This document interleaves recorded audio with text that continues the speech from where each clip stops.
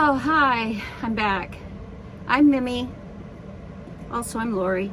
It depends when and where you met me, what you want to call me. Let me just adjust this camera a little bit. This is Mimi on the Move, and thank you for stopping by today. Yesterday and the day before, I did two videos. They were titled The Ugly Side of Estrangement. And it was meant to support, relate, and try to share what it's like to be eliminated by your family member or members, and to share that with other people of a like situation. It's interesting. I did mention that, please send in your questions, and I'd like to try to answer them if I could, anybody who's interested in that subject. So I did get some questions, and I also got some comments, and I'm going to read some of those today, and I'm going to also read the description of my channel for those that didn't read it, because there were a few comments, not questions, a few comments that came in kind of going in a direction that this channel is never going to go in, and that would be one of dissecting my life, the estrangement in my life. I'm not going to do that because there's all kinds of people involved that aren't here to talk with me that were part of that. So I wouldn't feel comfortable talking about that just by myself, one person's opinion, when there's more than one person involved, if you can understand that. So I'm trying really hard to keep this channel as a support place and an understanding place and a safe place for people to come that have been estranged by family members or family member, depending on where it was. So let me just reiterate what my channel description says on the YouTube description. Here we go. Welcome to my YouTube channel, dedicated to my beloved granddaughters, Daisy Ray and Poppy. This is my only way of sharing my life, our memories and love, and the joy we once shared, despite the painful separation caused by circumstances beyond our control. Here I hope to create a space where they can one day see how deeply they are loved and missed. Through stories and moments I share here, I aim to keep our bond alive and strong. I've created this special place not only for my own granddaughters, but also for other grandparents and grandchildren who have been separated as well. This channel is how I will share my current life and future life, hopefully, my thoughts and my experiences with my granddaughters. And then I made a private note. Well, it's not private because it's on the YouTube description, but I did make a note to them specially, and I won't read that because that's for them, and you can read it if you go to my channel. You can read it yourself. I'm just not going to involve that in this conversation. So even though I'm going to read some of the comments that came in, some of them are great and very applicable to what we're doing here, a support place. But there were some that were not. Some of them were accusatory, judgmental, criticizing. Anyways, you know the word. I can't think of it right now. It's been a hot day. I'm extremely hot. It's evening and I'm very tired, but I really wanted to get this video out because I said I was going to do this sort of video tonight. So I think that's all I need to do to preempt what I'm going to say. So, oh, excuse me. Itchy nose, had to scratch. Okay.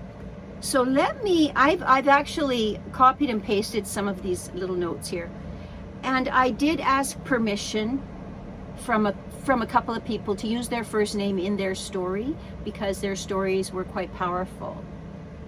And they actually understood what my intent is for this channel, and their comments and questions were very appropriate for the nature of this channel. Can't stress that enough. This is not a channel to, like I said, talk about my past, my estrangement. This is a support place to go. Giving incidences, giving all kinds of stuff like that, but not to blame and shame any family member or members, because they're not here to defend themselves either. So I'm not going to do that. Anyways, this one is from Kathy, and I did get Kathy's permission to use her first name. So thank you, Kathy. Kathy asked the question, did your daughter ever give you any idea why she estranged from you? Now, the reason I'm reading that question is because it was put to me quite respectfully. And I felt to give that respect back to Kathy and answer the question. That's the only reason. And we won't really be talking about this anymore. But at least you'll have some kind of an idea what I remember happening. What do they say? There's my story, there's your story, and then there's all that stuff in between. I wrote a song recently on my channel. It's called Your Story, My Story, or My Story, Your Story. I can't remember which way I wrote it, but either way, it's about that. And the latest song is called Kick to the Curb, and it's all about grandparents missing their grandchildren. That's what this channel's about. Trying to relate and understand to one another for what we all are going through. Not just me. Much of what I talk about on the channel doesn't even have anything to do with my situation. It has to do with many situations of people that have spoken to me and helped me understand what other people go through, not just myself. Okay, sorry, I had to go and get the hair up. It's super hot in here. It's like, if you were in Fahrenheit, it's like 96 or 7 or something like that. Anyways, it's too hot for me. I had to get my glasses too so I can read the response that I wrote to Kathy from her very kind question. Thank you, Kathy, for your question. On December 25th, 2015, which was 2 days before Poppy's first birthday, and 2 weeks before Daisy's 6th birthday, I called my daughter to know what my babysitting schedule would be after the Christmas holidays. She told me she'd been meaning to talk to me about that. Then she informed me I would be taken off of the regular schedule because her husband's mother had now retired from her job and she and her husband would be babysitting as a couple. Now, I had shared alternate days of secondary caregiving of Daisy with my daughter's father-in-law the past 5 years. I told her of my concern about not being with the girls 3 or more days each week, and she became angry with me and I couldn't understand what was happening. I knew something was happening, I just didn't know what, and I was asking what, why, and all of that sort of thing. By the end of the phone call, she hung up on me and sent me a text message that she needed time and space from me, and I'm not to come to either of the girls' upcoming birthdays. And then she blocked me from her phone, her email, and her messages. I have not spoken with her since that day, nearly 10 years ago. She refused all my calls and communications. She had never indicated that this was coming, and I sure was not prepared for this news. And that's, I won't go into it any further, but felt I should answer this important question. And I really did feel that question needed responding to, because it was not a judgmental question or a blaming question. It was a curiosity question, and I understand that. So Kathy, thank you for that, and thank you for allowing me to read your question and my answer that I sent to you. So that was one bit of communication I got yesterday.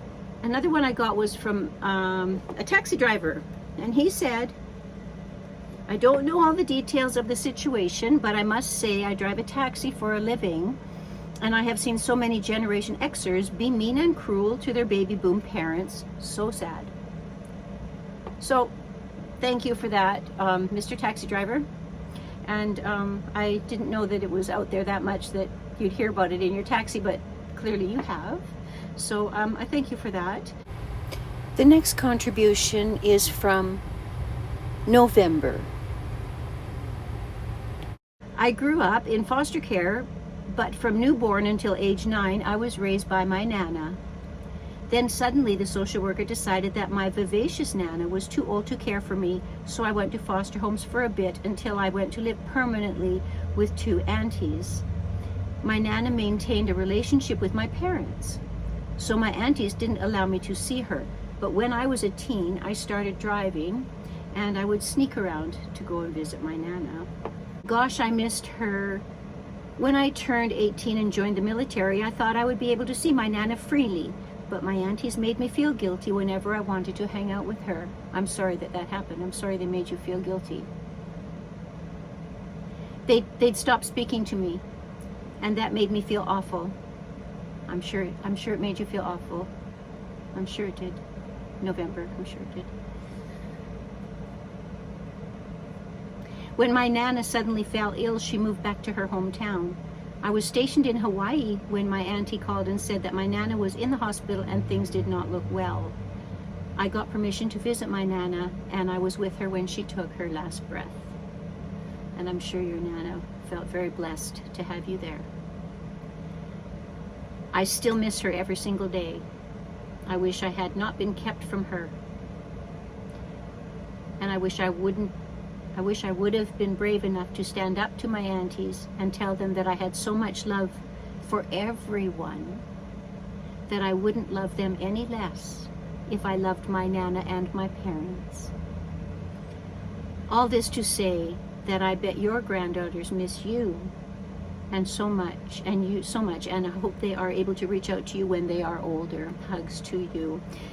November, thank you very much for that wonderful contribution. I'm so sorry that all happened to you, but it sounds like you have handled it extremely well, and I'm sure your Nana knows that you wished you could have been with her all those years. I'm sure she felt the same way for you. Monica says, I like your channel. Sorry for what you're going through. English is not my first language, so I hope you understand that's not so perfectly written. Thank you for your words. Hopefully everything works out fine with time. Thank you, Monica. I hope so too. Now, these are the ones that caused me to stop taking comments, because if it's not positive, we don't need it on the channel. We want to stay positive. Only look for the good. Andrea said, no one deserves respect. Respect is earned. And I guess she said that because in my video, I said to the other grandparents out there in my situation, as we are getting much older now, don't we deserve respect instead of ridicule? Like some of these grandparents I've talked to are being ridiculed and treated quite disrespectfully from their family members. It's not the case for me, but Andrea felt that no one deserves respect, and that respect is earned. Now, part of that is I agree with. Respect is earned. I absolutely agree with that.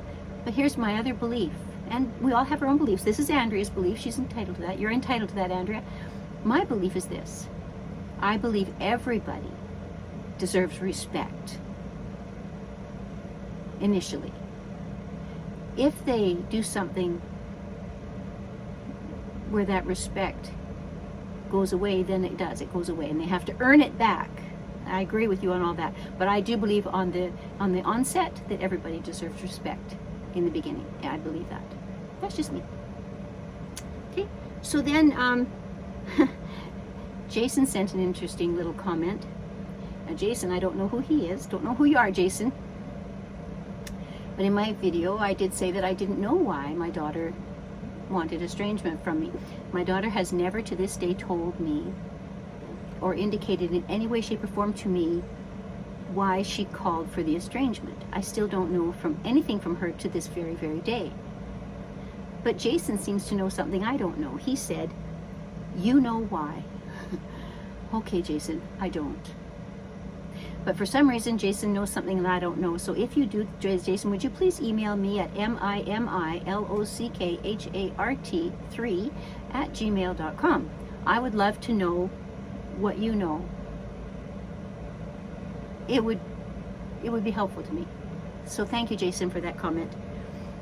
And then I said at one point on my video, I said that my job, with the children, raising them, it's quite a job.